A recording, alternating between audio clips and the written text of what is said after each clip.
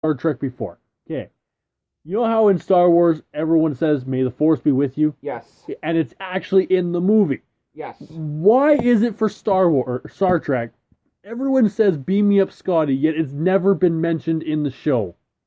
Actually, I don't believe the line really is even "Beam me up, Scotty." I don't know if anyone is. I don't know if Captain Kirk ever even said that. No, I think it was something like "to the beam up" or something. I don't know if he's ever actually used that phrase in No, the entire see, 3 years it was on TV. if you ask fans, everyone always says, "Beam me up, Scotty," and I've never been able to understand why it's such a fascination saying that when it's never been said on the show. Yeah, I don't know. It's one of the most famous misquotes of all time. Absolutely.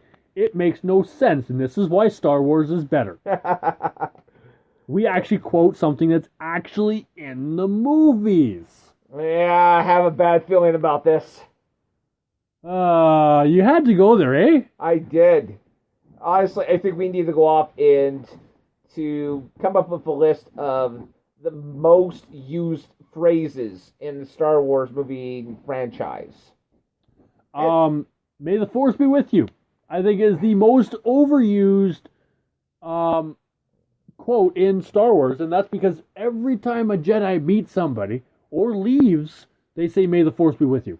But it's not the only time that it's been used. General Akbar actually goes off as his let the Force be with us. Han Solo actually uses it before Luke goes off to battle the first Death Star. Yes. It is the most overused one, but it's overused for good reasons. Because it's entertaining. It's entertaining. Honestly, you know what? Just going back to this, I'm looking forward to this. I can't lie. This is honestly, it's Christmas before Christmas. It literally, I mean, Christmas is definitely going to be great on so many levels. And one of those has to be because of the Force Awakens. Yeah, I am. One of my huge concerns is the fact that every time we turn around, Disney is announcing a new Star Wars movie. I believe they're talking about. I mean, they're talking about doing a Boba Fett, standalone movie, which is great. Yes, they're talking about Han Solo one, and they're talking about Rogue One. Rogue One, yeah. I honestly believe that what Disney should do, and the best thing that they should do, is wait until The Force Awakens is out. Wait till it's on their belt. They've got it done. Then start venturing forward. It's like, okay, yeah, now we can work on this. Now we can work on that. Get that first movie out there. See what the fan base is. See if they are only reaching the original Star Wars franchise fans, or if they are reaching brand new fans and starting that new journey into another world. Well, I think you completely underestimate the new generation of fans, because I always underestimate the new generation of fans. Because Star Wars has done actually a phenomenal job of trying to get new fans in, whether it was the Clone Wars series, which was on, I believe, for 6 seasons. And, they're now on the 2nd season of, Star Wars Rebels. Plus, they came out with, Star Wars Lego, yeah, but who doesn't love Lego? Lego, yeah. Unless you're stepping on it at night. Anyways, Droid Tales. I mean, they've done a phenomenal job of going off and creating cartoons to go off and draw in the younger generation. See, I agree. But the problem with that being is they're so short. They're not these long movies. Can these kids who watch these TV shows actually sit through an entire movie watching, Star Wars? Hey, these are, a lot of these kids will be the same kids that, last spring went off and saw the Avengers Age of Ultron. Yes. And so, I mean, if those kids could go off and sit through a 2.5-hour, superhero movie, they're going to go off and be able to sit through a 2.5-hour superhero sci-fi movie. Hey, it is my job to doubt what Hollywood does. And I completely, I understand you going up and doing that. And, I in the past have been one of those people that's criticized Disney quite a lot. But you know what? Honestly, I think, Disney is going to play it smart on this. And they're going to just step back. And they're going to, at least for now, they're going to let Star Wars be Star Wars. And if it does well, they're going to be all good. I think part of the reason why they rushed in to do Rogue One was because they want to, get, the ball going. They don't want to go off and wait, 2 or 3 years to come out with another Star Wars movie. They want to be it so that, okay, we have this great movie now, let's capitalize on it. Hey, ladies and gentlemen, next year you're going to be able to see Rogue One. Now, do you believe, now in our generation, everybody was lining up for movies? And that's not a huge thing anymore because people don't have to line up. Which kind of sucks. I think, no, you can go off and you can pre-order your tickets online now. Do you see people dressing up for the movies now like they used to? Like you and I used to. Absolutely. I could really, I could see it happen. I really could. I just, when you look at a lot of the superhero movies coming out, that's one thing lacking is nobody is dressing up as these characters, which was another thing growing up that, used to happen a lot with people dressing up as, Spider-Man, as Superman, as Batman. They became the character to watch the character. And I just don't see that trend happening, as much anymore. And I believe it's actually gotten to the point where it doesn't exist anymore. We focus way too much on only dressing up at Comic-Cons. That the movies have really kind of lost that allure of, okay, we can dress up as these characters and go see the movie.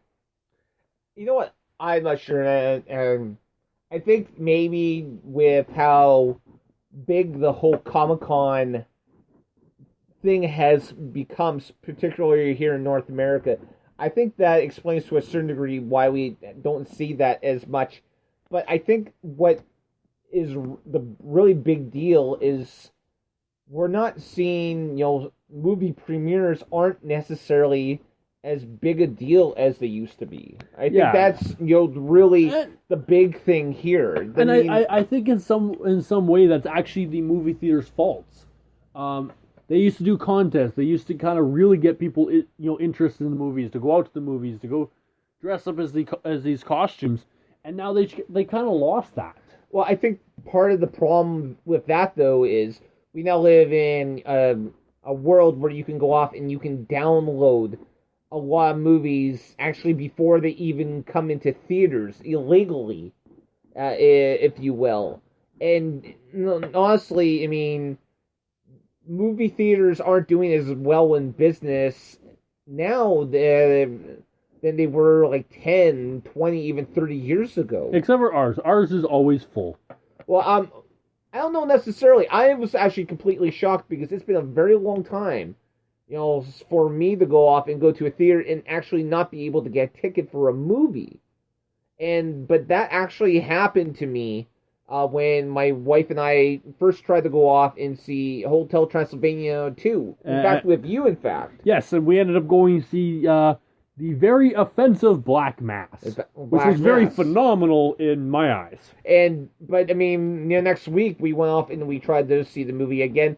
We got in to see the movie, but there was probably only like 5 or 6 empty seats in the entire theater. Yeah, so that kind of blew my mind. The last month, I've actually found a lot of the movies are becoming more full, which is very unique, and I don't understand the reasoning for it, but weekends are definitely getting more packed. It is really harder to get tickets now, and it's good. It's always kind of happens around this time of year. People are going to movies more.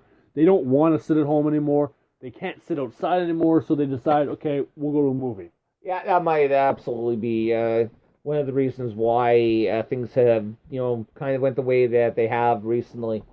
But you know what? I mean, just closing up, we are in for a very interesting time, going up and paraphrasing a term that the late great Terry Pratchett went off and used in one of his best novels. You know what? It's time for us guys to shut the ship down, for another week. Why? Don't shake your head at me. It's the best I could come up with off the top of my head. Thanks once again for listening in. Really appreciate it. Next week, of course, we'll be talking probably again about Gotham because honestly, it's probably one of the best shows, best franchise shows that is currently on TV. And more Walking Dead. And you can bring up some of the Walking Dead. I'll have no idea what you're talking about, but that's okay. You won't have any idea what I'm talking about if I bring up Flash or Arrow, which we probably will.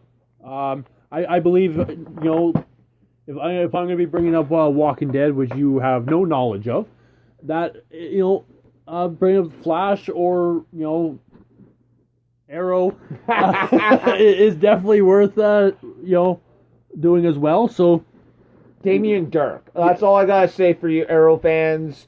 Definitely probably one of the best characters that that show's had for a while. Yeah. So you know what? We need to really get going here. Thanks once again. I believe I've said that now 2 or 3 times. You can follow us on Twitter.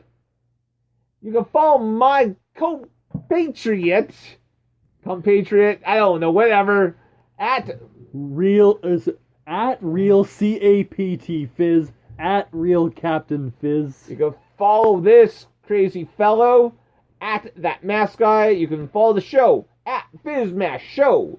You also can find us on Instagram, YouTube, Tumblr, and somewhere on Facebook. Just look up any combination of Captain Fizz Mask Guy Show. We are somewhere in the fires of Mordor. Yes, we are. Along with the One Ring. It didn't actually get melted. We have it. Shh. Don't tell anybody. Don't tell Frodo. Don't tell Frodo. So in the meantime, and in between time, good night. God bless.